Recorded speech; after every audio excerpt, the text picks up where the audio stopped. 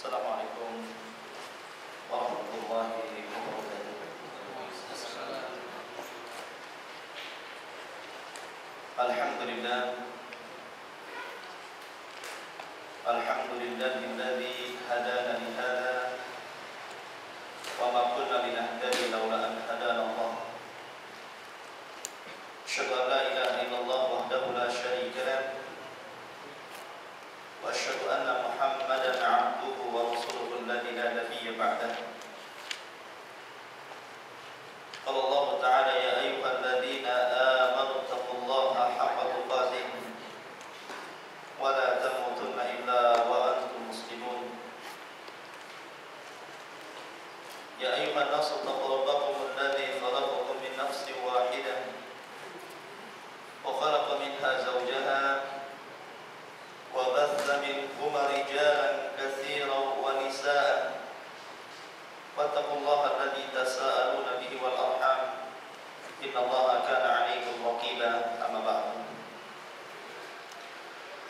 Ma'asyiral muslimin rahimani wa rahimakumullah. Alhamdulillah kita bisa melanjutkan kajian kita masih membahas kitab Syarah Al-Arba'in An-Nawawiyah, di mana kita sudah masuki hadis yang ke-9. Qala mu'allifu rahimahullahu ta'ala an Abi Hurairah Abdurrahman ibn Sakhr radhiyallahu anhu qala sami'tu Rasulullah sallallahu alaihi wasallam yaqul ma nahaitukum anhu fajtanibuhu wa ma amartukum bihi fa'tu minhu mastata'tum fa innama ahlaka alladhina min qablikum kathratu masailihim wa ikhtilafuhum ala anbiya'ihim. Rawahul Bukhari wa Muslim. Dari Abi Hurairah Abdurrahman ibnu Sakhr, dan dia adalah namanya. Jadi Abu Hurairah namanya bukan Abu Hurairah tetapi Abdurrahman ibnu Sakhr, dan Abu Hurairah itu adalah kunyah sebagaimana ma'ruf dalam cerita-cerita para ulama bahwa diberi kunyah Abu Hurairah karena beliau selalu membawa seekor kucing di kantongnya, sehingga ayahnya menjuluki Abu Hurairah, dan dari situlah kunyah melekat kepada Abdurrahman ibn Sakhr. Bahkan lebih ma'ruf daripada namanya, kunyahnya namanya Abu Hurairah radhiyallahu anhu. Ma'asyiral muslimin rahimani wa rahimakumullah. Abu Hurairah adalah seorang hadis ataupun dari kalangan sahabat yang banyak meriwayatkan hadis Nabi sallallahu alaihi wasallam, sehingga saking banyaknya riwayat yang dihafal oleh Abu Hurairah, banyak kalangan kemudian menuduh terhadap Abu Hurairah, jangan-jangan Abu Hurairah mereka-reka hadis yang tidak didapat dari Nabi sallallahu alaihi wasallam, dia karang sendiri. Karena begitu banyaknya hadis yang bersumber dari Abu Hurairah radhiyallahu, terutama orang-orang Rafidhah, orang-orang Syiah, mereka sangat mencela Abu Hurairah radhiyallahu anhu. Bahkan mereka menganggap bahwa riwayat dari Abu Hurairah itu tidak layak dan pantas untuk dijadikan hukum dan wajib ditolak. Maka kita katakan bahwa tidak demikian. Abu Hurairah radhiyallahu anhu adalah sahabat yang mendapatkan doa yang tidak diberikan doa ini kepada sahabat yang lain dari Nabi sallallahu alaihi wasallam. Salah satu doanya adalah ketika Abu Hurairah selalu banyak lupa dari apa yang dia hafal dari Nabi sallallahu alaihi wasallam, kemudian dia keluhkan kepada Nabi sallallahu alaihi wasallam. Maka Nabi sallallahu alaihi wasallam ketika itu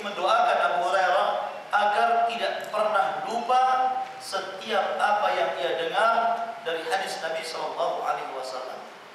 Kalau Nabi yang sudah berdoa, maka doa mana lagi yang tidak akan diijabah oleh Allah Subhanahu Wa Taala daripada doanya seorang Nabi. Sebagaimana ketika Nabi mendoakan Abdullah bin Abbas tentang kehandalannya beliau dalam ilmu tafsir, dan ternyata betul Ibnu Abbas tumbuh menjadi seorang sahabat yang alim dalam Al-Quran sampai dia dijuluki turjuman Al-Quran. Begitu juga Abu Hurairah radhiyallahu anhu. Ketika Nabi SAW memberikan doa kepadanya agar senantiasa hafal apa yang ia dengar dari Nabi SAW, semenjak itu Abu Hurairah tidak pernah lupa sampai akhir hidupnya. Bahkan sepeninggal Nabi SAW dia banyak menggali ilmu dari kibar sahabat, dari pembesar-pembesar sahabat. Apa yang menjadikan kemudian orang bertanya tentang Abu Hurairah? Sebenarnya tidaklah mereka mencela Abu Hurairah melainkan karena ingin mencela Nabi Shallallahu Alaihi Wasallam. Karena ketika orang ini mencela Abu Hurairah radhiyallahu anhu, otomatis mencela hadis yang dibawanya. Ketika dia mencela hadis yang dibawanya, secara otomatis kita katakan membuang hadis Nabi Shallallahu Alaihi Wasallam. Makanya Imam Malik mengatakan tidaklah orang mencela para sahabat melainkan dia hendak mencela Nabi Shallallahu Alaihi Wasallam. Karena ketika para sahabat ini sebagai wasilah pengantar hadis dari Nabi sampai kepada kita diputuskan oleh kita, maka seolah-olah tidak ada hubungan kita dengan Nabi Shallallahu Alaihi Wasallam dan membuang hadis begitu banyak. Dan ini akan mencela Islam itu sendiri. Ma'asyiral muslimin rahimani wa rahimakumullah. Kita katakan bahwa Abu Hurairah adalah sahabat Nabi Shallallahu Alaihi Wasallam yang mulia, banyak keutamaan yang diterimanya. Bahkan kita wajib menerima hadis dari beliau selama menurut para ulama hadis itu sampai kepada Nabi Shallallahu Alaihi Wasallam ataupun sahih. Beliau Abu Hurairah berkata, "Sami'tu Rasulullah Shallallahu Alaihi Wasallam yaqul." Aku mendengar Nabi Shallallahu Alaihi Wasallam bersabda, "Ma nahaitukum anhu fajtanibuh." Apa saja yang aku larang kepada kalian, tinggalkan oleh kalian.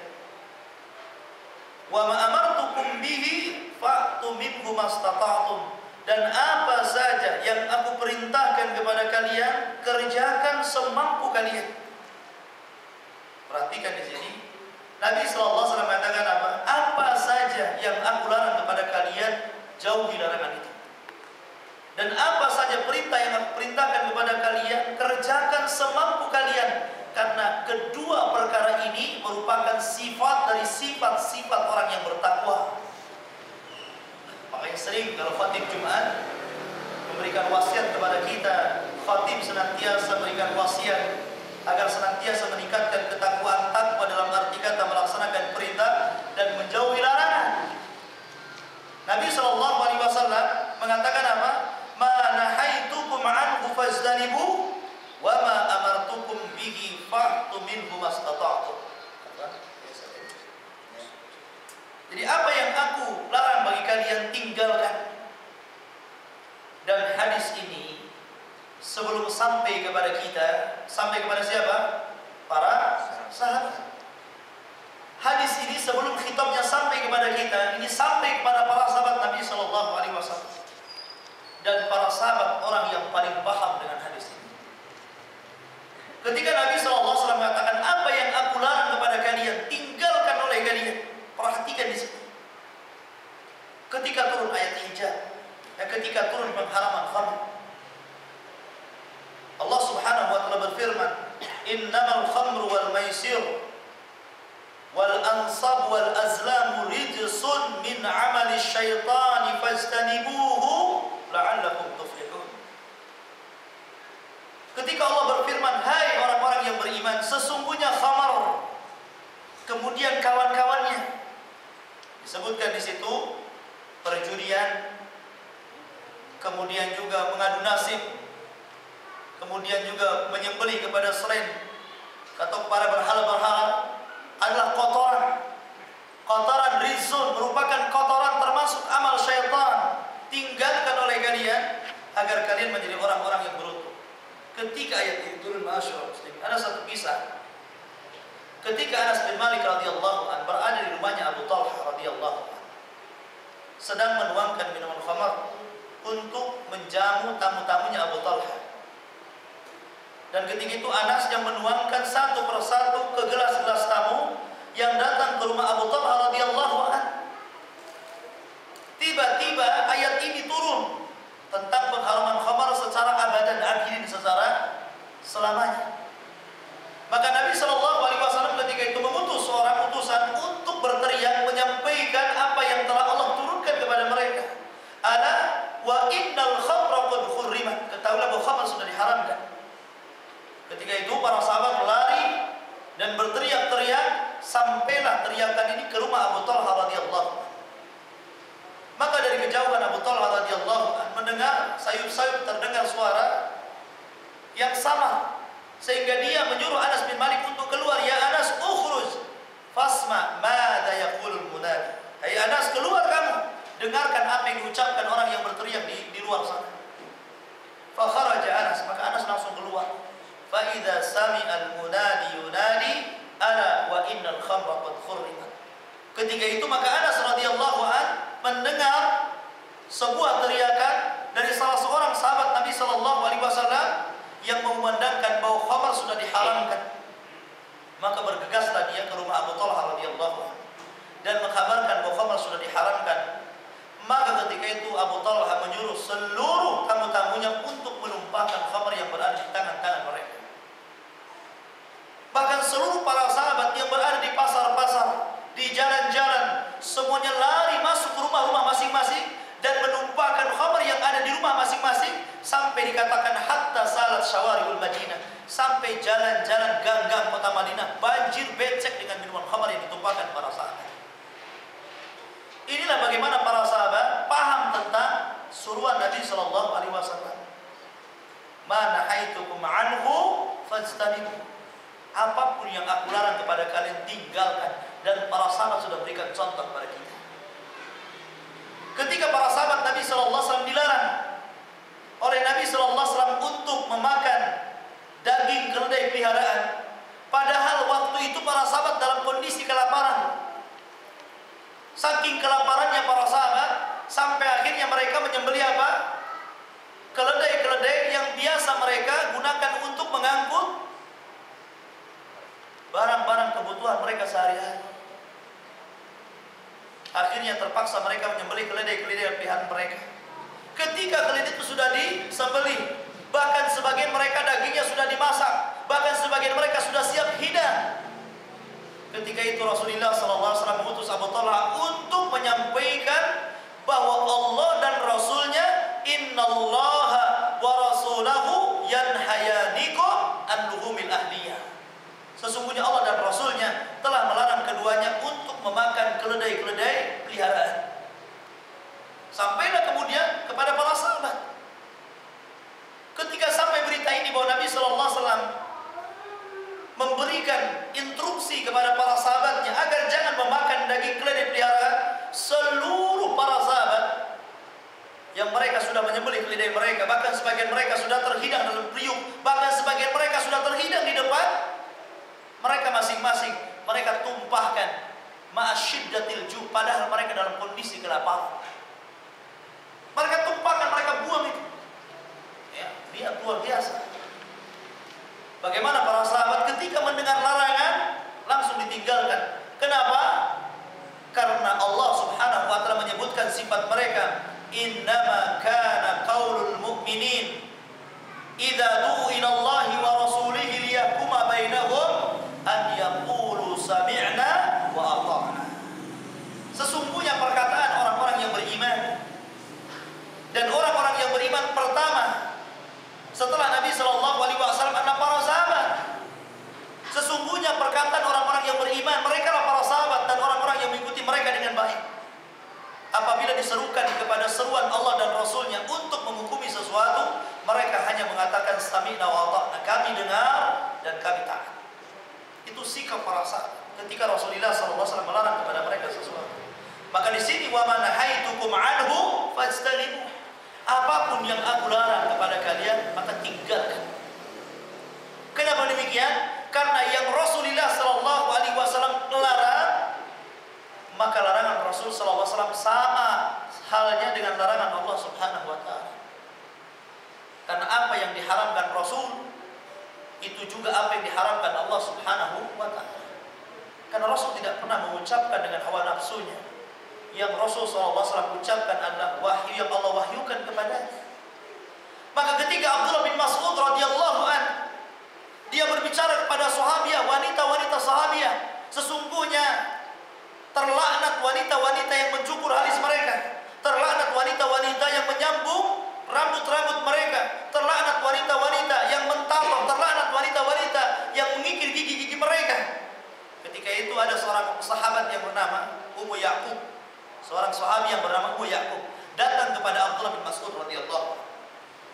Kata Ummu Ya'qub, "Ya Abdullah, ya Aba Abdurrahman." Ini julukan daripada Abdullah bin Mas'ud radhiyallahu anhu.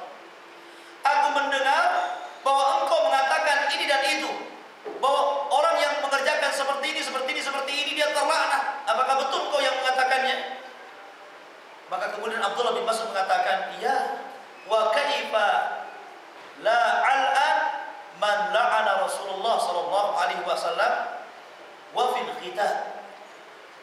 Katanya Abdullah bin Mas'ud, bagaimana aku tidak melaknat orang-orang yang dilaknat Nabi sallallahu alaihi wasallam dan itu terdapat dalam Al-Qur'an. Kemudian Ummu Ya'qub mengatakan, "Baik, saya akan koreksi dan periksa Al-Qur'an apakah betul larangan itu ada dalam Al-Qur'an." Maka oleh Ummu Ya'qub dibacalah Quran dari awal sampai akhir. Setelah dia membaca Al-Quran habis, dibolak-balik, dia datang lagi kepada Abdullah bin Mas'ud yang mengatakan, "Ya Aba Abdurrahman, wahai Aba Abdurrahman, aku sudah membaca Al-Quran dari awal sampai akhir. Ternyata tidak ada larangan itu dalam Al-Quran. Tidak ada larangan dalam Al-Quran yang wanita ditato, wanita cukur alis, wanita menyambung rambut, wanita yang mengikir gigi itu dilaknat. Mana di ayat berapa, surat berapa?" Kata Abdullah bin Mas'ud, "Kalau engkau perhatikan secara jernih, engkau akan mendapatkan ayat itu." Makin penasaran Ummu Ya'qub. Kemudian dibaca lagi Al-Quran, "Aku tidak mendapatkan apa yang kau larang." Kemudian Abdullah bin Mas'ud mengatakan, "Wahai Ummu Ya'qub, tidakkah engkau membaca sebuah ayat, wa ma atakumur rasulu fakhudhu wa ma nahakum anhu fantahu." Wahai Ummu Ya'qub, tidakkah engkau mendengar ayat ini dibacakan? Dan apa saja yang datang daripada Rasulmu ambil, dan apa saja yang dilarang Rasulmu tinggalkan. Rasulullah SAW telah melarang bahwa wanita-wanita yang melakukan perkara tadi terlaknat. Apa yang Rasul larang itu juga apa yang Allah larang. Karena Allah yang mengatakan apa yang datang dari Rasulmu ambil, apa yang dilarang Rasulmu tinggalkan. Dan ini bagian daripada larangan yang dilarang Rasulmu Muhammad sallallahu alaihi wasallam. Bukankah ada dalam Al-Quran? Ya. Menunjukkan bahwa apa? Wa ma nahaitukum anhu fajtanibu. Apa yang aku larang tinggalkan. Kemudian kata Nabi sallallahu alaihi wasallam, "Wa ma amartukum bihi fa'tu minhu mastata'tum." Dan apa saja yang aku perintahkan kepada kalian, kerjakan perintah itu semampu kalian. Menunjukkan bahwa di dalam melaksanakan perintah kita disuruh semaksimal mungkin mengerjakannya. Akan tetapi kalau sudah maksimal mengerjakannya dan tidak punya kemampuan, maka Islam meringankan dengan kata-katanya, fattaqullaha mastata'tum. Bertakwalah semampu kalian. Bukankah Islam ini mudah dan tidak berat? Makanya Rasul mengatakan, yassira wa la tu'assira. Mudahkan dan jangan mempersulit. Kalau seandainya saudara tidak mampu berangkat haji karena tidak punya uang, saudara tidak dipaksa untuk jalan kaki. Gempor saudara ini kalau jalan kaki dari sini ke Mekah. Mungkin belum sampai di Mekah sudah mati di tengah jalan. Ya, makanya Rasulullah SAW ketika menyebutkan syarat haji apa? Wa hajjul baitil haram in istata'ta ilaihi sabila. Dan orang yang mengerjakan haji bagi orang yang sanggup. Dan orang sanggup ini pertama dia punya uang untuk berangkat, yang kedua punya kesehatan yang ada pada jasadnya, yang ketiga punya waktu untuk berangkat, punya kemampuan, punya kelebihan harta. Ketika saudara tidak sanggup sholat berdiri, maka syariat membolehkan sholat duduk. Ketika saudara tidak bisa sholat jamaah ke rumah, di masjid karena hujan lebat, maka syariat mengatakan sholat di rumah itu merupakan rukhsah. Bahkan muadzin diajarkan untuk menambah lafaz azannya ketika hujan lebat, sallu fi rihalikum, sholatlah di rumah-rumah kalian. Atau sallu fi buyutikum, sholatlah di rumah-rumah kalian. Menunjukkan Islam ini memberikan keringanan. Ada yang sifatnya keringanan itu menghapuskan secara keseluruhan, seperti ibadah haji, kalau tidak sanggup ya sudah jangan haji. Yang kedua, ada yang sifatnya diringankan itu diganti, seperti orang yang tidak mendapatkan air ketika wudhu, maka tayamum. Ada yang sifatnya diringankan dengan cara dikurangi jumlahnya, seperti orang yang safar, dari 4 rakaat dikosor menjadi 2 rakaat. Ya, itu merupakan keringanan. Jadi dalam Islam itu, kalau tidak sanggup melaksanakan perintah, maka fattaqullaha mastata'tum. Akan tetapi sebelum fattaqullaha mastata'tum, kerjakan dulu semaksimal mungkin. Jangan alasan, kan fattaqullaha mastata'tum, bertakwa semampu kalian. Kayaknya saya nggak mampu, belum dicoba sudah mengatakan tidak mampu. Hati-hati kalimat ini. Di zaman Nabi ada seorang pemuda makan dengan tangan kiri di hadapan Nabi SAW. Kata Nabi, kul biyamini, makan dengan tangan kanan. Tidak mau. Dia mengatakan apa? Mastata'tu. Ya Nabi, aku nggak bisa. Belum dicoba sudah mengatakan aku nggak bisa. Kata Nabi, mastata'ta abadan. Kalau begitu kau tidak sanggup mengangkat tanganmu selama-lamanya. Diazab oleh Allah, didoakan Nabi tidak sanggup mengangkat tangannya, akhirnya tidak sanggup mengangkat tangan kanannya dua-duanya. Karena dia apa? Belum berusaha di hadapan Nabi sudah mengatakan tidak sanggup. Upayakan dulu. Setelah memang usaha tidak sanggup, ya namanya sudah nggak sanggup, mau diapakan lagi? Ya, maka fattaqullaha mastata'tum. Jangan kemudian dijadikan alasan fattaqullaha mastata'tum sehingga kita meremehkan sebuah amalan ibadah. Dikhawatirkan kita justru menyelisihi perintah Nabi SAW. Wa ma amartukum bihi fa'tu minhu mastata'tum. Dan kalimat ini sebelum kita mendengar, para sahabat sudah mendengarnya. Makanya ketika turun ayat hijab, wala yadribna bihumurihinna ala juyubihin, Allah Subhanahu wa taala berfirman dalam surat An-Nur, hendaklah wanita-wanita salehah melembrehkan jilbab-jilbab mereka di dada-dada mereka. Ketika itu Aisyah radhiyallahu anha menjelaskan tentang ayat turun ini. Kata Aisyah radhiyallahu anha, rahimallahu nisa'al ansar, dan riwayat nisa'al muhajirah. Sungguh Allah merahmati wanita-wanita ansar, dalam riwayat yang lain wanita-wanita muhajirin. Lamma nazalat hadil ayat, ketika ayat ini turun, mereka pulang ke rumah masing-masing, merobek apa saja yang mereka dapati dari kain-kain di rumah-rumah mereka, sampai Aisyah mengatakan hatta ka'annahunna ala ru'usihinnal ghirban. Seolah-olah wanita-wanita ketika itu badan-badan mereka, seolah-olah di kepala mereka terdapat burung-burung gagak yang sedang bertengger. Karena apa? Semuanya ditutupi, semuanya berwarna hitam. Karena burung gagak tidak ada yang berwarna kuning ataupun merah. Ada burung gagak warna merah? Nggak ada, kecuali burung gagak yang dicat. Qatufidin azani Allah wa yakum. Maka sebagian para ulama ketika berikan tafsiran kepada hadis Aisyah radhiyallahu anha ini, ketika mengkiaskan bahwa ketika turun ayat hijab, wanita-wanita disamakan dengan burung gagak, maksudnya disamakan dengan warnanya. Karena burung gagak itu warna hitam. Ya. Maka kemudian sebagian para ulama memberikan istinbat hadis ini bahwa disunahkan wanita-wanita menggunakan pakaian yang berwarna gelap, tidak harus hitam, yang berwarna gelap. Ya, seperti hitam, ya mungkin biru tua, pokoknya yang gelap-gelap. Karena warna-warna gelap seperti ini yang bisa menjauhkan wanita-wanita dari fitnah. Wanita-wanita dari fitnah. radhiyallahu anhu menyamakan mereka seperti warna burung gagak yang hitam. Ya. Tapi di sini bagaimana Rasulullah sallallahu alaihi wasallam mendidik para sahabatnya dan sahabiahnya, wanita-wanita di zamannya menjadi wanita-wanita penurut. Ketika ayat turun tentang hayat hijab, seluruh sahabiah Nabi sallallahu alaihi wasallam mereka pulang ke rumah menyobek apa yang mereka bisa sobek dari kain-kain mereka dan mereka tutupi aurat-aurat mereka sebagai pengamalan atas perintah ayat hijab. Lihat perbedaan wanita di zaman Nabi dengan perbedaan wanita di zaman sekarang. Dulu seorang wanita mendengar hadis tentang anjuran Nabi SAW agar setiap laki-laki mengangkat celananya di atas mata kaki. Kemudian sahabiah ini bertanya kepada Nabi SAW, kalau laki-laki diangkat di atas mata kaki, bagaimana dengan wanita wahai Rasul?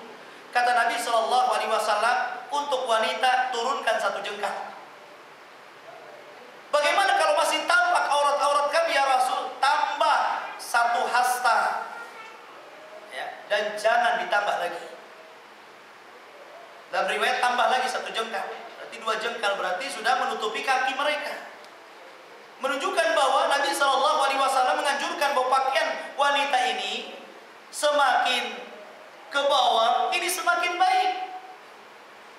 Dan itu sifat wanita di zaman Nabi. Coba perhatikan sifat wanita di zaman sekarang. Semakin ke atas semakin baik. Ya. Semakin diangkat semakin baik. Ada wanita mengangkat seperti kurang baik, kurang modern, angkatlah sedikit. Ya. Kemudian sudah atas lagi, minta diangkat lagi. Karena ini tuntutan zaman, tuntutan profesi dan pekerjaan. Ya, dan billahi khotofidin azanillahu wa yakum. Padahal wanita-wanita ini bukan wanita-wanita kafir. Bahkan sebagiannya juga bisa membaca ayat Al-Quran. Bahkan sebagiannya keluar dari rumah-rumah yang pinggir masjid, yang ayah ibunya seorang yang ahli ibadah. Tapi itulah ikhwatufidin azanillah. Kata Nabi SAW bahwa ketika zaman ini semakin jauh dari Nabi SAW, maka keburukannya akan bertambah dan semakin bertambah. Maka fitnah wanita ini ma'asyiral muslimin, fitnah yang sangat besar. Sampai-sampai Nabi SAW mengatakan bahwa tidak ada fitnah yang lebih memadaratkan daripada fitnahnya seorang wanita. Maka hancurnya ulama Bani Israel itu karena seorang wanita. Ya, makanya ingat satu kisah yang pernah saya kisahkan tentang seorang rahib yang kemudian terfitnah dengan seorang wanita. Sebagaimana pernyataan Al-Imam Ibnu Qayyim rahimahullah ta'ala, kalau tidak salah kitabnya, beliau menjelaskan tentang 3 orang di zaman Bani Israel, yang 2 laki-laki dan 1 perempuan, dan 3-tiganya adalah satu keluarga bersaudara, 3 bersaudara. Ketika kedua orang laki-laki ini mendapatkan panggilan jihad fi sabilillah, panggilan perang di jalan Allah Azza wa Jalla, maka 2 orang ini bingung menitipkan adik yang perempuannya ke siapa. Ketika mereka harus meninggalkan untuk berperang, tidak mungkin mereka harus meninggalkan adiknya perempuan sendirian di rumahnya. Dan ini akan membahayakan kehidupannya dan akan mencelakakan kehormatannya. Akhirnya kemudian 2 orang ini berinisiatif, bagaimana kalau kita titipkan adik kita yang perempuan ini kepada seorang rahib ahli ibadah, kepada seorang rahib. Karena berpikir bahwa tidak mungkinlah istilah kita dititipkan sama Pak Ustadz. Ya, nggak mungkin Pak Ustadz akan macam-macam. Dia kan Ustadz, tahu agama, banyak ibadah. Ya, maka dititipkanlah kepada seorang rahib. Awalnya rahib pandai, dia menolak, tidak mau, jangan dititipkan di saya takut, macam-macam dengan berbagai alasan. Tapi akhirnya dibujurai oleh 2 orang laki-laki ini dengan memberikan kepercayaan penuh bahwa tidak ada yang bisa menjaga adikku kecuali dirimu. Akhirnya kemudian dengan sangat terpaksa dia menerima karena niat melihat tujuan baik 2 pemuda itu ada panggilan untuk jihad fisabilillah. Ya, maka kemudian diletakkanlah wanita ini di tingkat atas dan dia berada di tingkat bawah. Jadi rumahnya 2 tingkat. Jadi si rahib berada di bawah, wanita itu diletakkan di atas. Kemudian setiap hari, sebagaimana amanah saudara-saudaranya, si rahib selalu menyediakan makanan. Akan tetapi dia hanya meletakkan makanan itu di depan rumahnya. Kemudian diketuk pintunya, dan bicara makanan sudah siap. Ya, selepas itu si rahib akan balik lagi ke bawah. Begitulah setiap hari rutinitas yang dilakukan si rahib, sampai setan datang kepada si rahib membisikkan di telinganya, "Hei rahib, tidakkah engkau lebih baik memasukkan makanan itu ke dalam rumahnya? Itu lebih sopan. Kasihan wanita itu, suntuk, tidak ada kawan. Tidakkah engkau berteman dengan dia, berbicara dengan dia, temani dia makan?" Ya. Maka dengan bujuk rayu itu, akhirnya kata si rahib, "Oh, iya juga." Ya. Akhirnya mulailah dia mengetuk pintu, kemudian meletakkan makanan di dalam rumahnya. Dan itu berlangsung terus sampai beberapa waktu. Sampai akhirnya ditemani, ngobrol dan begitu seterusnya. Sampai akhirnya setan berhasil menggoda si rahib dan menggoda wanita itu untuk saling suka sama suka. Akhirnya terjadilah perzinahan antara si rahib dengan wanita ini. Menunjukkan hati-hati ikhwati fiddin azan ya Allah. Fitnah wanita tidak pandang bulu. Siapapun kena, apakah dia ulama, apakah dia ustaz, apakah dia orang biasa. Ikhwati fiddin azan ya Allah wa iyyakum. Jangankan antum, seorang ulama, ya, seorang ustaz melihat wanita cantik aja bisa getar itu. Ya. Apalagi orang-orang yang tidak ada imannya. Karena syaitan ini pintar. Setan ini ketika ada seorang wanita keluar, maka dia akan berada di depan dan di belakangnya, menghiasi wanita itu. Ditampaknya dari belakang seolah-olah wanita usia 17 tahun, ketika melirik ke belakang ternyata 60 tahun. Ya, artinya apa? Setan yang menghiasi. Ya. Kalau dia wanita yang jelek, maka setan akan menghiasi dengan kecantikannya. Kalau dia wanita yang cantik, maka setan akan semakin memperindah kecantikannya. Maka terjadilah perzinahan antara si rahib dengan wanita ini. Akhirnya hamil, punya anak, ya, lahir. Ya, afwan, sebelum lahir dia sudah lagi bunting punya anak dari si rahib tadi. Kemudian berjalanlah waktu sampai akhirnya pemuda dua orang ini ternyata tidak mati syahid dan selamat, dan mereka selesai melaksanakan tugas jihadnya. Mereka pulang hendak menjemput adiknya yang wanita itu yang dititipkan kepada si rahib. Sebelum sampai di rumah si rahib, setan pandai datang lagi ke si rahib membisikin, "Wahai rahib, saudaranya sudah datang lagi di jalan menuju kemari. Kalau mereka tahu bahwa engkau yang menghamilinya sampai punya anak, maka engkau akan dibunuhnya. Sebelum engkau dibunuhnya, hilangkan barang buktinya." Akhirnya dihilangkan barang buktinya. Caranya apa? Dibunuh. Dia dan anaknya dikuburkan di belakang rumah. Ketika dua anak pemuda ini datang dan menanyakan tentang adiknya, kata si rahib, "Adikmu sudah pergi tanpa sepengetahuan diriku. Dia pergi tanpa izin. Saya tidak tahu kenapa." "Ya karena Pak Ustadz yang ngomong." "Ya percaya saja kan itu." "Ya sudah, nanti saya cari, nanti kamu cari." Maka dia pulang dengan sangat kecewanya pemuda itu, mencari kabar di mana adiknya berada. Kemudian setan mulai mengkecoh anak muda ini, dua anak muda ini. Maka masuk dalam mimpinya. Kemudian membayangkan bahwa sesungguhnya yang telah membunuh adik itu adalah si rahib itu. Digambarkan dalam mimpinya. Maka ketika mereka terbangun, mereka terperanjat, baru tersadar bahwa yang telah membunuh adalah si rahib itu, yang telah membunuh adik adalah si rahib itu. Maka bergeraklah dua anak muda ini untuk menuntut darah adiknya itu. Maka sebelum anak muda ini datang ke si rahib, setan sudah datang duluan, ngasih tahu, "Hei rahib, anak dua itu sedang datang kemari. Dia sudah tahu bahwa engkau yang telah membunuhnya. Sebentar lagi engkau akan mati. Tapi kalau engkau ingin selamat, maka ada caranya." Andai setan. Kata si rahib, apa caranya? Kata setan, "Kamu sujud kepada aku. Sujud sekarang kepada aku, engkau akan aku lindungi."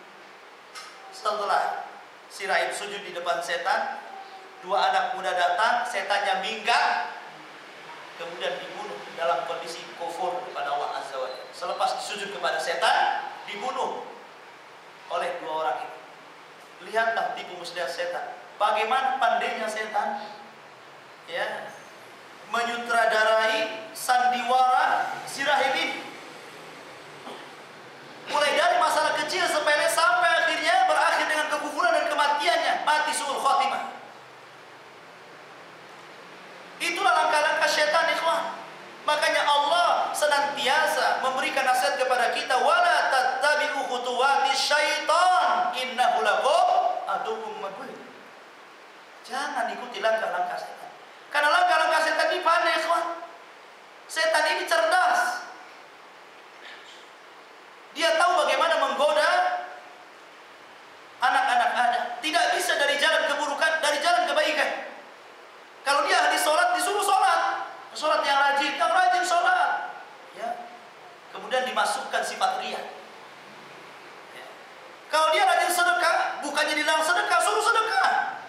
Banyak-banyak rajin sedekah. Kemudian dimasukkan riya di situ. Kalau dia ahli maksiat, ya suruh maksiat tambah lagi. Ya. Kadang-kadang ikhwatu fiddin, manusia yang sudah jadi setan, itu setan dari kalangan jin sudah tidak perlu lagi menggodanya. Kadang-kadang setan dari kalangan manusia lebih pandai membuat ide maksiat sebelum dipengaruhi oleh setan dari kalangan jin untuk melakukan maksiat. Sampai-sampai bingung setan dari kalangan jin ini. Baru punya ide, ternyata dia udah pandai buat ide sendiri.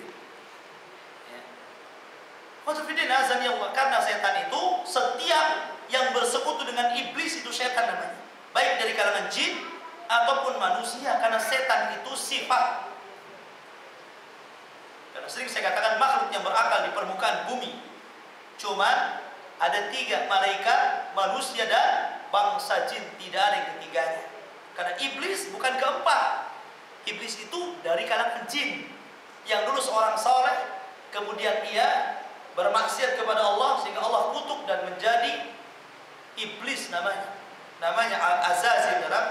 Antum bisa lihat dalam Muqaddimah Bidayah wa Nihayah karya Al-Imam Ibnu Katsir rahimahullah taala ketika menjelaskan tentang asal usul jin. Di situ dijelaskan oleh Imam Ibnu Katsir rahimahullah taala bahwa jin itu dulu telah menghuni sebelum manusia di permukaan bumi.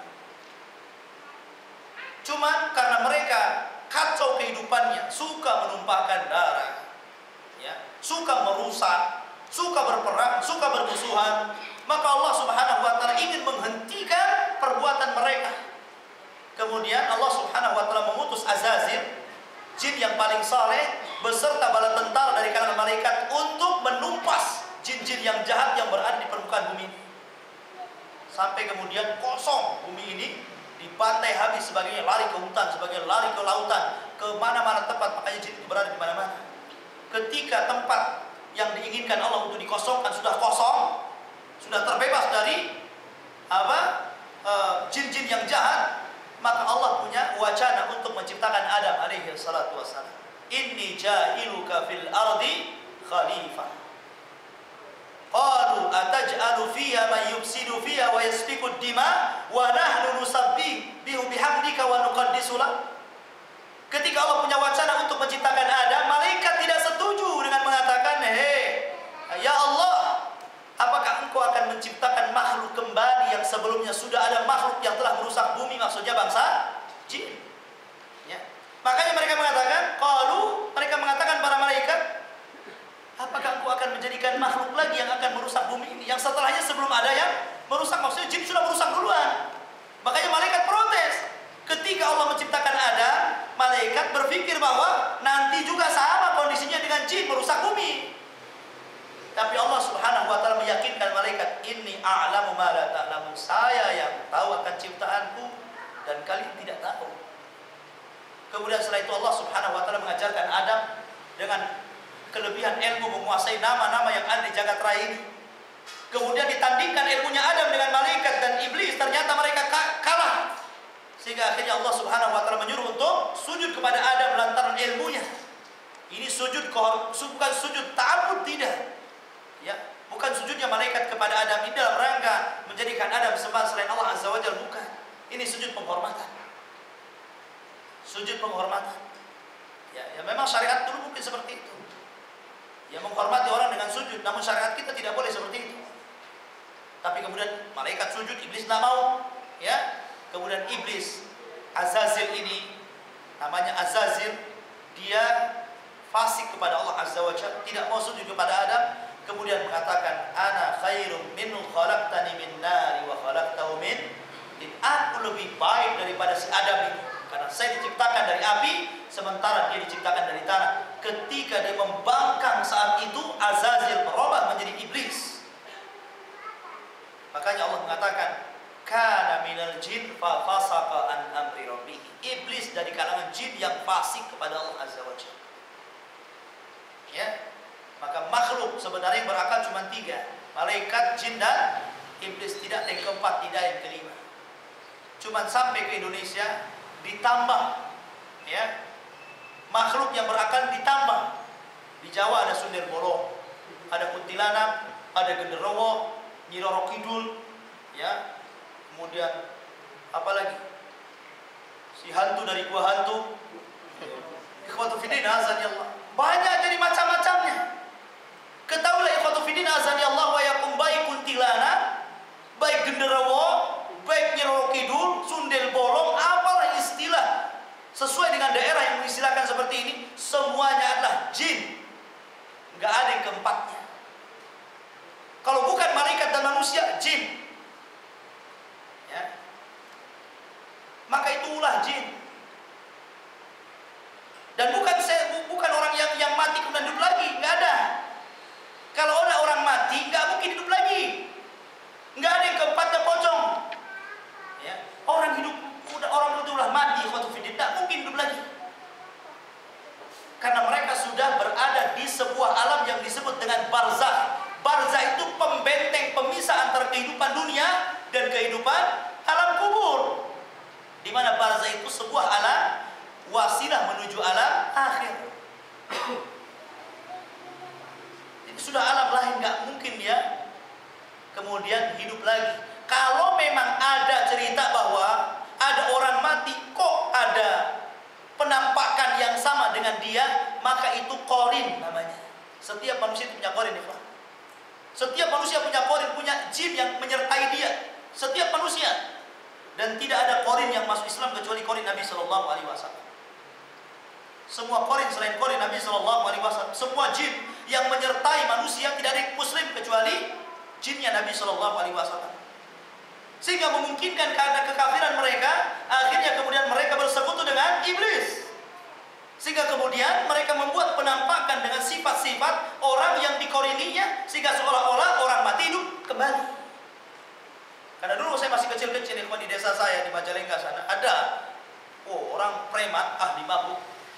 Ya, kalau dulu itu preman luar biasa. Preman itu paling tinggi mabok-mabokan, udah mabok itu udah ahli mabok, udah preman. Kalau sekarang ini preman udah lebih ganas daripada zaman dahulu. Kalau dulu itu preman paling tinggi mabok lah. Ya, kalau sekarang udah main bacok, main ini, main itu udah lebih ganas. Ya. Jadi suatu ketika di tempat kami dulu itu ada lomba minuman keras antar preman. Ya, dikasih minuman ringan, diminumnya kurang, campur spiritus. Spiritus, wah masih lagi, nggak ada yang kalah. Campur pil BK atau pil BK, pil anjing itu. Ya. Jadi minuman keras, campur spiritus, kasih pil BK lagi, bayangkan. Untuk anjing gila. Ya betul, jadi gila. Sebagai gila ternyata dedengkot premannya mati, overdosis. Sampai ketika dia meninggal, nggak ada yang mau nyelamatkan dia. Bau itu jasadnya. Ternyata preman itu paling takut dengan hantu. Ketika dia meninggal, desa kami itu selama 1 bulan nggak ada yang berani keluar, termasuk preman-premannya. Rupanya preman itu takutnya sama hantu. Ya.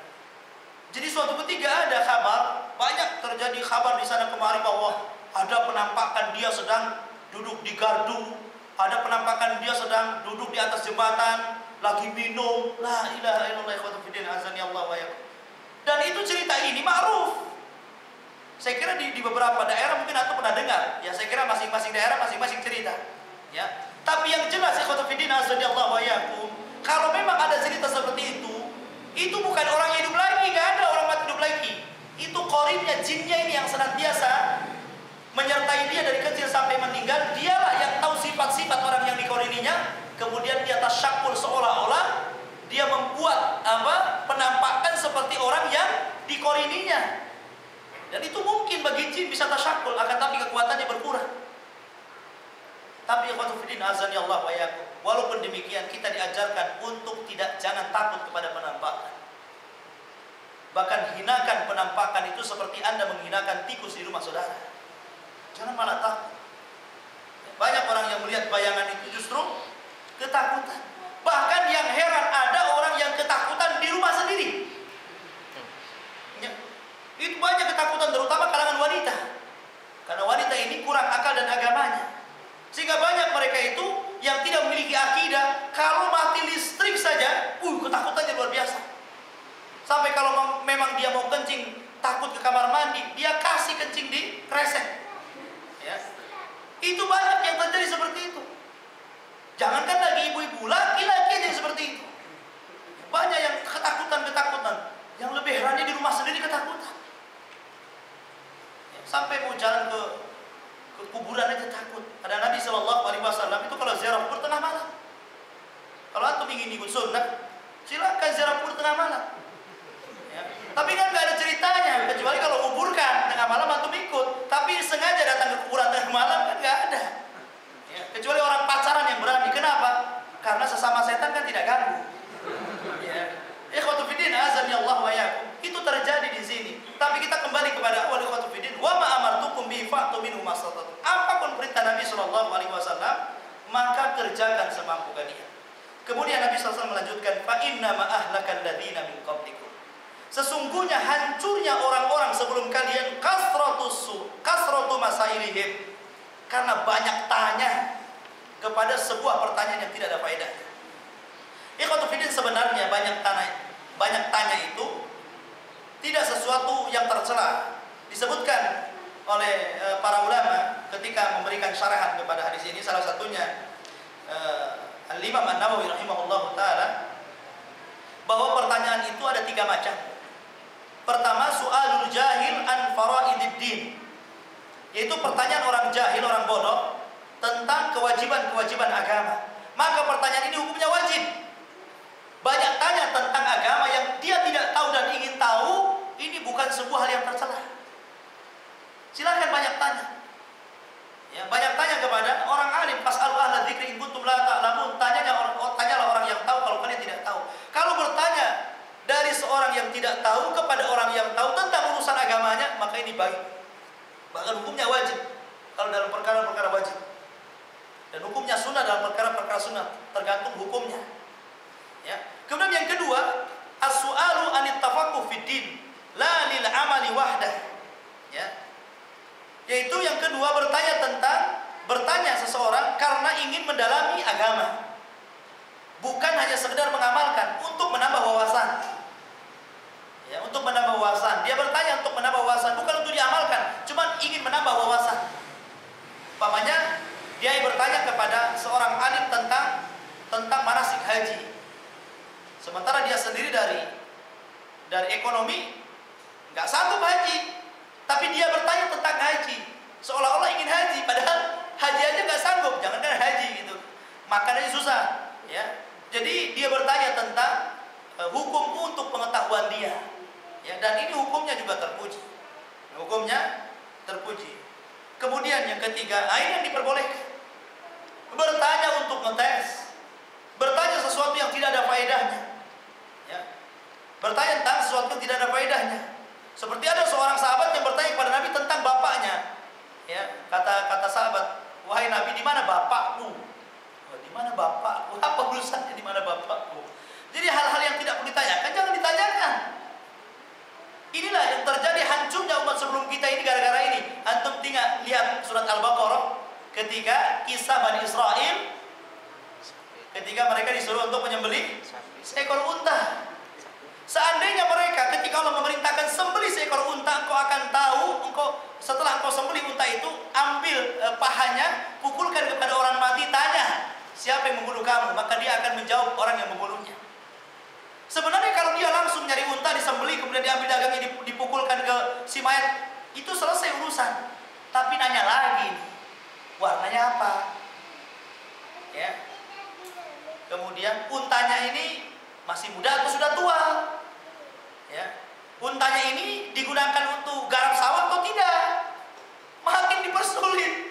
Akhirnya apa disebutkan warnanya? Untanya ini tidak tua, untanya ini tidak pernah dipekerjakan. Wah, tambah sulit dia cari unta akhirnya. Seandainya tidak banyak tanya, langsung cari hampir mereka tidak mendapatkan unta yang dikehendakinya. Khotufidin azani Allah wa iyyakum. Artinya apa? Bertanyalah sekedarnya sesuai dengan kepentingannya. Tidak perlu bertanya dalam rangka mengetes, ya menguji kemampuannya seperti apa, ya ataukah bertanya sesuatu yang tidak ada faedahnya. Ya, jadi bertanyalah sesuatu yang bermanfaat untuk diri sendiri ataupun orang lain. Karena hancurnya umat sebelum kalian karena banyak tanya terhadap akan masalah-masalah mereka yang sesuatu yang tidak ada faedahnya. Wahtilafuhum ala anbiyaihim. Dan juga hancurnya umat sebelum kalian karena banyak menyelisih nabi-nabinya. Ya, banyak menyelisih nabi-nabinya. Umat-umat terdahulu ikhwatu fiddin oleh Allah Azza wa Jalla ditenggelamkan sebagian mereka seperti Fir'aun dan pasukannya. Sebagian mereka ditenggelamkan ke perut bumi dengan kekayaannya seperti Qarun dan semua pengikutnya. Kemudian juga ada yang dihujani batu, ya seperti kaum Lut. Ada juga yang kemudian dikirim banjir bandang yang sangat besar seperti kaum Nuh. Ya. Kemudian juga ada yang tahu-tahu tiba-tiba mati bergelimpangan seperti kaum Syuaib. Dan banyak lagi khotufidin azani Allah. Ini karena mereka menyelisih nabi-nabi mereka. Mereka menolak dakwah-dakwah nabi-nabi mereka. Maka Nabi SAW pernah menyuruh Abdullah bin Abbas untuk menyuruh beberapa butir-butir batu kecil ketika melempar jumroh. Kata Nabi SAW, wahai Abdullah bin Abbas, ambilkan untukku beberapa kerikil kecil untuk lempar jumroh. Diambilkanlah oleh Abdullah bin Abbas kerikil-kerikil itu. Setelah kemudian kerikil-kerikil itu di tangan Nabi SAW, kemudian Nabi memberikan contoh kepada para sahabatnya. Mithlu haula'i farmu, kata Nabi. Lihat kerikil ini, kata Nabi. Seperti inilah kalian harus melempar. Kemudian Nabi mengatakan, wa iyyakum wal ghuluwa fid din. Fa inna ma ahlaka man kana qablakum al-ghulu fid din. Hati-hati jangan melampau dalam agama kalian. Karena sesungguhnya hancurnya umat sebelum kalian karena mereka melampau terhadap agama mereka. Ya. Artinya apa? Nabi SAW mengatakan apa yang aku perintahkan kepada kalian cukuplah laksanakan apa yang diperintahkan saja. Jangan melampau dari perintah. Itu maksudnya. Ya. Maka Nabi SAW mengatakan apa? Seperti inilah yang kalian lempar. Kalau seandainya Nabi SAW tidak mengatakan seperti itu, dia khawatirkan ada sahabat yang mengambil batu yang besar, ya, yang kemudian akan mencelakakan orang ketika lempar jumroh. Tapi di zaman sekarang, khotufidin azanillah, macam-macam yang dilempar. Ya. Ada orang itu yang dilempar apa? Sandal. Tapi sebelum dilempar, dia kasih spidol dulu itu di hotel itu dikasih tulisan dulu. Di SMS dulu, ya sudah pesan request lewat sandal yang akan dilempar itu, minta jodoh, minta rezeki, minta jabatan, minta apa, ditulis di sandal itu, kemudian dipakai sampai dilempar jodoh, dilempar dimasukkan. Nah, ada sebagian mereka kayu dilempar, payung dilempar, macam-macam dilempar. Khotufidin azan ini kan melampau dalam agama. Ya. Nabi SAW tidak memerintahkan seperti itu. Makanya ketika ada seorang pemuda hendak berhaji, kemudian meminta fatwa kepada Imam Malik, kata pemuda ini, wahai Imam Malik, saya ingin haji nih. Aina uhrim, di mana saya memakai kain ihram? Nabi SAW, min haitsu amarakallah. Kalau engkau ingin pakai ihram, ya di tempat yang Allah suruh, yaitu di mikot-mikot yang sudah ditentukan. Kalau dari Madinah ya Bir Ali, kalau dari Yaman ya Lamlam, kalau dari Irak ya Dzul Iraq. Tergantung mikotnya di mana. Tapi orang Indonesia kebanyakan mikotnya di Bir Ali karena dari Madinah. Ya. Nah kebetulan pemuda ini dari Madinah karena Imam Malik orang Madinah. Ya. Katanya Imam Malik, kalau kamu ingin ihram ya dari Bir Ali, itulah tempat yang Allah perintahkan. Tapi pemuda ini mengatakan, "Dah, saya tidak mau ihram di situ. Saya mau ihram dari Masjid Nabi di sisi kuburan Nabi SAW." Kata Imam Malik, "La taf'al, jangan melakukan. Fa inni akhsha 'alaika fitnah. Kalau engkau lakukan, saya takut terjadi apa-apa dengan kamu. Terjadi fitnah kepada." Kata pemuda ini ngeyel, "Wahai Imam, apa salahnya? Saya kan hanya menambah jarak saja." Ya, karena kalau dari Madinah, dari Masjid Nabi ke Bir Ali itu sekitar 1,5 jam naik bus. Saya kan hanya menambah jarak saja. Ya, biar saya pakai ihram di Masjid Nabi. Ya, biar ketika sampai di Bir Ali itu sudah tidak perlu mikot lagi, langsung berangkat ke Mekah. Ya, apa salahnya? Saya kan hanya nambah jarak saja. Kata Imam Malik, jangan kau lakukan. Jangan kau lakukan. Kenapa? Karena Nabi Shallallahu Alaihi Wasallam tidak pernah melakukannya. Orang ini mengatakan, nggak apa-apa, ya saya akan lakukan. Dan saya ingin bertanya kepada anda ya imam, kira-kira fitnah apa kalau saya lakukan di Masjid Nabi Ihram ini? Kira-kira fitnah apa yang akan menimpaku? Maka Imam Malik geram akhirnya karena ngeyel pemuda ini. Imam Malik mengatakan, fa ayyu fitnatin a'zam min antara annaka faddalta syai'an qassara anhu Rasulullah sallallahu alaihi wasallam. Kata Imam Malik rahimahullah ta'ala, maka fitnah mana lagi yang lebih besar daripada engkau menganggap sebuah utama pada Nabi sallallahu alaihi wasallam tidak pernah menganggap itu utama. Bukankah Allah berfirman, falyahdharil ladzina yukhalifuna an amri an tusibahum fitnah aw yusibahum adzabun alim. Hendaklah takut orang-orang yang menyelisih perintahku akan ditimpa fitnah ataupun azab yang pedih kepadanya. Dan sudah banyak orang-orang yang menyelisih sunnah di zaman Nabi sallallahu alaihi wasallam, langsung akibat menyelisih sunnahnya itu ditampakkan di situ. Seperti hadis yang ma'ruf ketika Nabi sallallahu alaihi wasallam bersabda, idza staiqadha ahadukum min naumihi fala yaqmis yadahu hatta yaghsilahuma thalatha marrat. Kata Nabi sallallahu alaihi wasallam, apabila engkau bangun dari tidur, jangan dulu langsung berwudu, memegang sesuatu, memakan sesuatu sebelum dicuci tangannya 3 kali. Kalau dari bangun malam, ya. Kenapa demikian? Fa inna ahadakum la yadri aina batat yaduh. Karena salah seorang di antara kalian tidak tahu kapan, di mana semalam tangannya menginap. Kan nggak tahu. Ketika antum tertidur, tangan antum ada di mana kan nggak tahu. Jangan-jangan ke belakang, ke ketiak, ya turun ke bawah lagi. Kan kita nggak tahu. Itulah menunjukkan bahwa Islam ini bersih. Islam ini perhatian dengan kesehatan. Kata Nabi SAW, apabila bangun tengah malam, jangan berwudu dulu, jangan langsung masukkan air ke mulut. Cuci dulu 3 kali, karena kita tidak tahu tangan kita lagi tidur nginapnya di mana. Tahu-tahu ada seorang pemuda yang mengatakan, ana adri aina batat jadi, dengan sombongnya mengatakan, saya tahu di mana tangan saya menginap. Nabi mengatakan nggak tahu, dia mengatakan tahu. Akhirnya Allah hukum dia. Ketika dia tidur, selepas dia mengatakan seperti itu, 1 hasta tangannya masuk ke duburnya.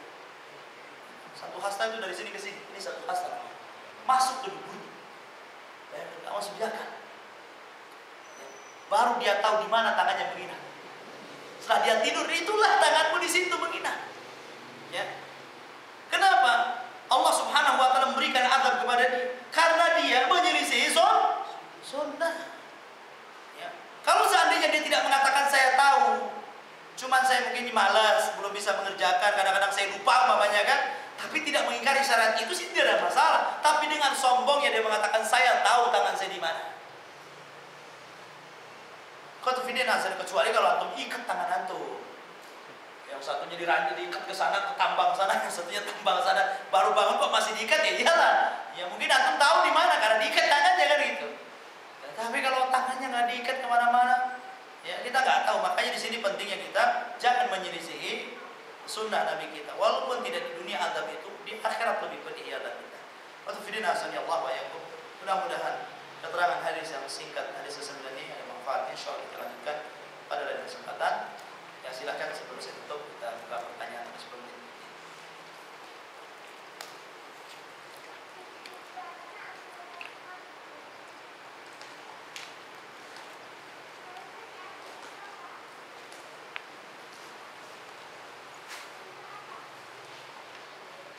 Iya, silakan. Kalau ada yang bertanya.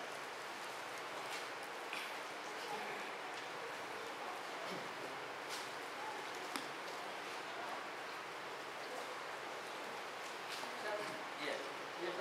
Sebentar ya. Ada yang tanya. Saya sering tanya. Iya, nggak apa-apa, Pak. Memancing. Iya. Tadi kan Ustaz katakan masalah ikut. Iya. Di Hajar Ali di Madinah.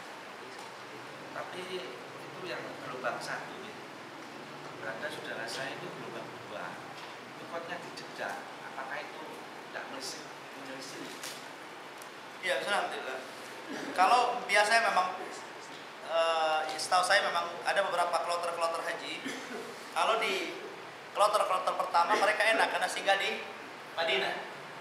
Nah biasanya giliran kloter terakhir itu tidak singgah di Madinah, tapi dia langsung dari Jeddah ke Mekah. Kebanyakan begitu, ya. Maka di mana mikotnya? Mikotnya di mana? Maka bisa dia lakukan mikot itu di tempat mikot yang terdekat dengan Mekah, yang seperti Masjid Aisyah radhiyallahu anha. Ataupun biasanya kalau pesawatnya mengarah dan kemudian berada di Yalamlam, mikot di atas pesawat. Karena biasanya yang kloter terakhir yang tidak sempat ke Madinah, biasanya pesawat itu melintasi Yalamlam. Yalamlam mikotnya ahli Yaman. Nah, nanti biasanya dari pesawat diumumkan.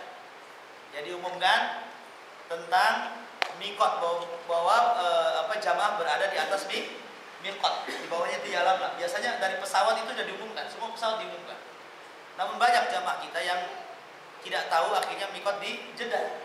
Padahal Jeddah bukan tempat mikot, ya. Jeddah bukan tempat mikot. Tidak ada mikot di Jeddah. Ya, maka disunahkan orang-orang yang sudah mengenal sunnah pasang kain ihram di atas pesawat ketika pesawat melintas Yalamlam. Itu yang sesuai dengan sunnah. Kalau toh memang harus lewat Jeddah, maka bukan itu tempat mikotnya, tetapi ketika dia mengarah ke Mekah, hendaklah dia cari di luar perbatasan haram yang dipakai untuk melakukan mikot di situ, yang paling terdekat dari Mekah. Ya. Tapi yang memungkinkan adalah yang biasanya kan langsung berangkat tuh, ya dari Jeddah ke Mekah dan tidak singgah-singgah di mana-mana. Maka lebih selamat mandi dari rumah. Kalau memang dia tahu kalau terakhir, maka mandi dari sini sudah bersih, ya. Sehingga ketika pesawat itu melintas di Yalamlam, maka kain ihramnya dipasang di atas pesawat. Jadi ketika turun ke Jeddah itu sudah memakai kain ihram. Allahu a'lam, itu yang sesuai dengan sunnah. Tapi Allah a'lam, kebanyakan mereka justru turun di Jeddah dan ambil mikotnya di Jeddah. Pada Jeddah bukan tempat mikot, itu bandara, ya. Fidin Allahu a'lam sepengetahuan saya. Ya, dan itu yang dilakukan kawan-kawan, ya, banyak seperti itu.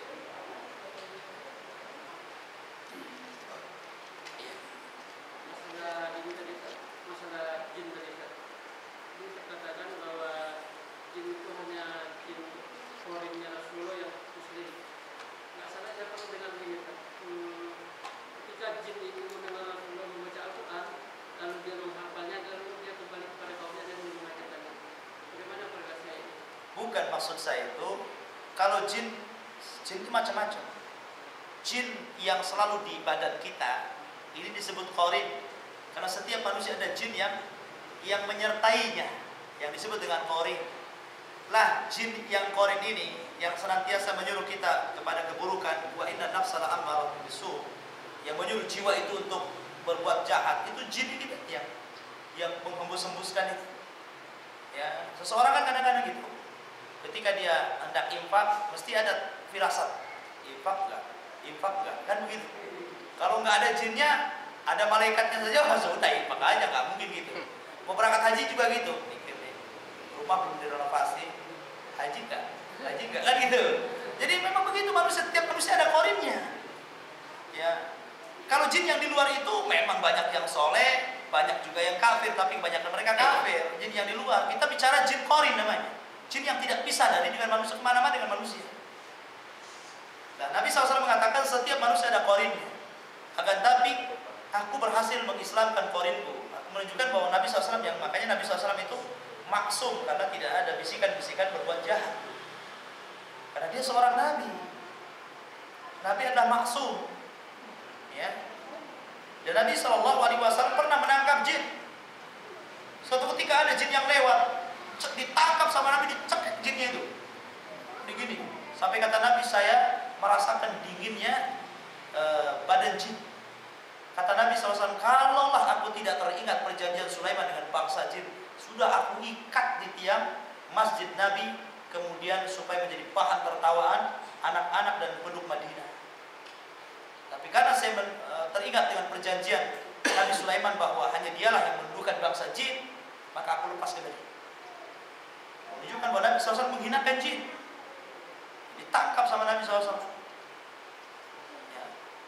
Tapi bukan dimasukkan botol.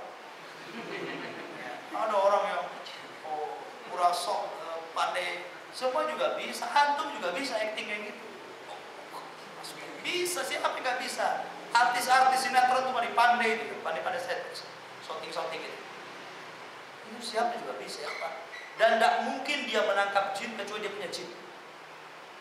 Karena dari mana dia tahu itu jin kemudian ditangkap? Bukan Allah yang mengatakan, innahum yarawkum min haitsu la tarawnahum. Sesungguhnya jin melihat kalian dan kalian tidak sanggup melihat mereka. Artinya apa? Manusia tidak sanggup melihat jin, tapi jin bisa melihat kita. Ya. Ini nas Al-Quran yang mengatakan bahwa kita tidak sanggup melihat jin kecuali kalau mereka tasyakul. Tasyakul itu berubah. Ini jadi kalajengking, jadi ular, jadi kucing, jadi apa. Kalau memang mereka berubah wujud mungkin, tapi kekuatan mereka berkurang. Tapi kalau mereka tidak berubah wujud, ya, maka mereka tidak sanggup dilihat manusia. Loh, barang yang tidak bisa dilihat macam mana nangkapnya? Jangan cerita jin. Ya, angin saja kita rasakan. Namanya ini, kipas angin kan kita rasakan tuh. Coba untuk tangkap angin. Gimana caranya? Nah, ini yang istilahnya apa? Angin yang muda depan ini kita tangkap mana enggak? Gimana caranya? Gimana menangkap jin? Ya. Kecuali kalau dia punya jin, kata jinnya, tuh di sana. Mungkin. Ya.